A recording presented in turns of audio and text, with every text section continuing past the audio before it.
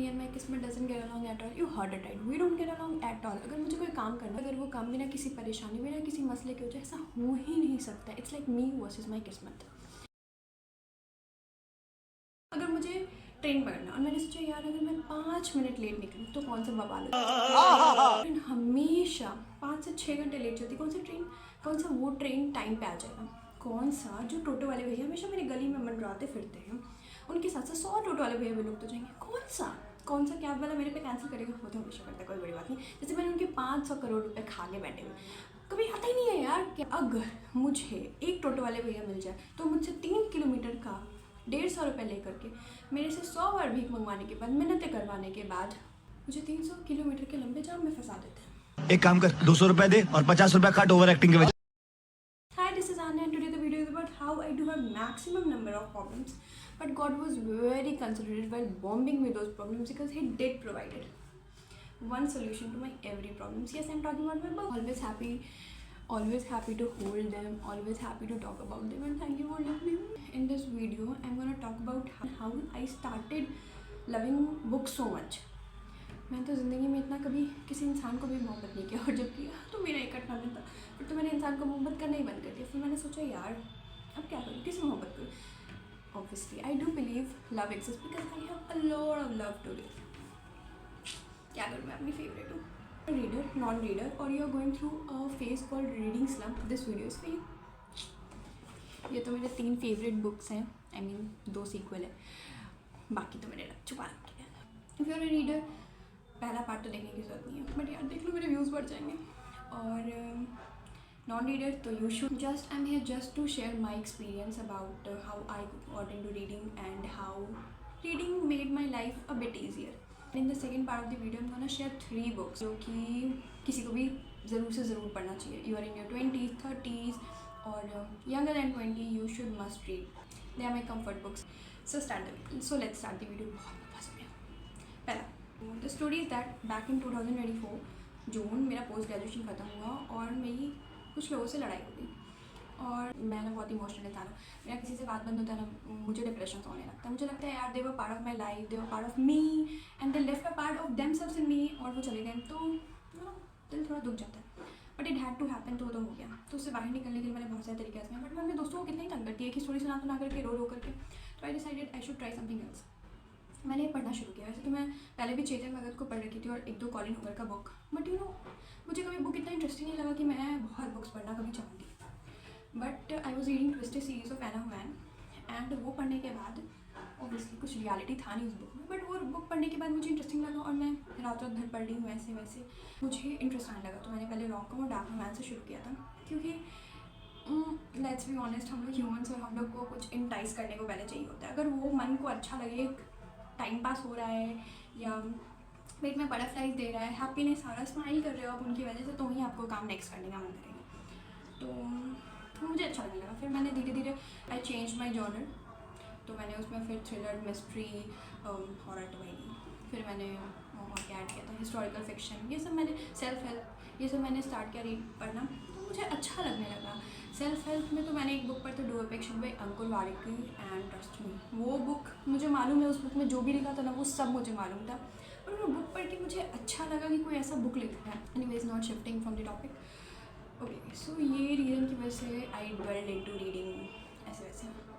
या and may be अगर आप भी किसी ऐसे फेज से लाइफ में गुजर रहे हो जहाँ पे आपको कुछ समझ नहीं आने क्या चाहिए, आई वुड सजेस्ट यू एक बुक उठाओ, पढ़ना शुरू करो, एंड कुछ इंटरेस्टिंग सा पढ़ना शुरू करो, जो भी जॉनर आपको पसंद हो. 3 reasons why I think books are my best friend. पहला, it helps me to escape the reality. It transports me to a very different world, different aura. It's a line from a song, I live in the world you'll never see on the screen, and I agree, and I am on board with that lyrics like 110%. Second reason is like they don't judge me. Unlike humans, criticize me. Though they don't make me feel I'm inadequate. I can be myself around books. So yeah. Third reason is one of the main reason. It expands the cognitive horizon of human, the wisdom and knowledge it provides. It's like huge amount of experience in bundle of books. So yeah, I know अभी मेरा बहुत basic level है, अभी तो मैं intermediate पे भी नहीं पहुंची हूँ. Now I'm gonna talk about those 3 books which felt like home to me. सबसे पहला this one, Palace of Illusion by Chitra Banerjee. This book is like, it's a book on Mahabharat by Draupadi's perspective, and it explores the theme of emotions and struggle of Draupadi in a patriarchal world. It's a must read book. मुझे हमेशा से महाभारत का crux मालूम था, but when I read it, it was a heart wrenching story. It will traumatize you at some extent, although you know the story already, but the way it has been written, the way it has been presented, I rated like 10 by 10, 1000 by 10 actually. I was reading this book and I was on the verge of completing it. कुछ पन्ने बचे होंगे 10-20 and तब मुझे लग रहा था कि यार ये बुक ख़त्म नहीं होना चाहिए. I was not ready for this.